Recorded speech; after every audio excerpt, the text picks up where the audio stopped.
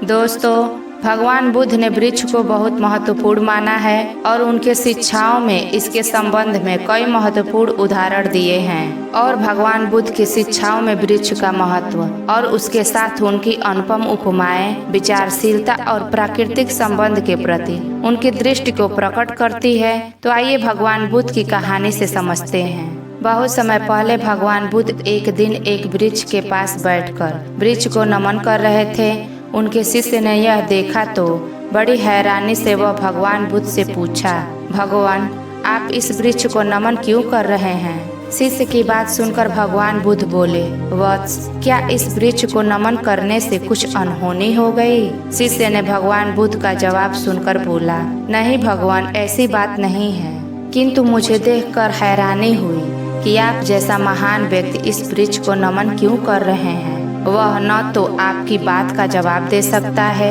और न ही आपके नमन करने का प्रसन्नता व्यक्त कर सकता है।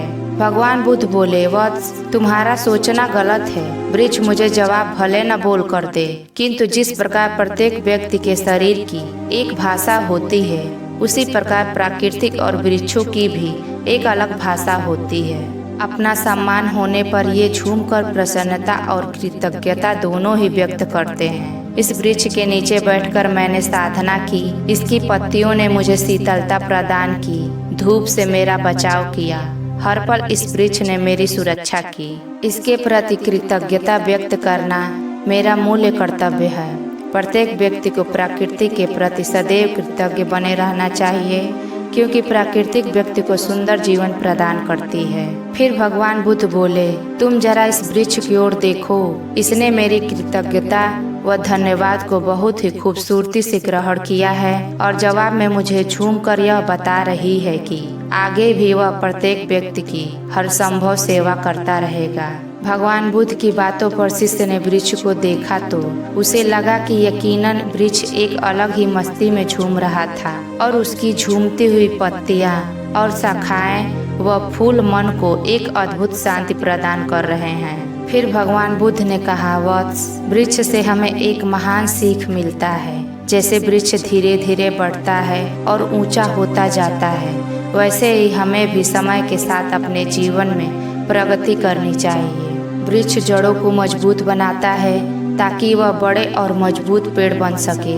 इसी तरह हमें भी अपने आधार को मजबूत बनाना चाहिए ताकि हम भविष्य में सफलता के ऊंचाइयों को छू सकें। वृक्ष हमें धैर्य और संतुलन का संदेश देता है।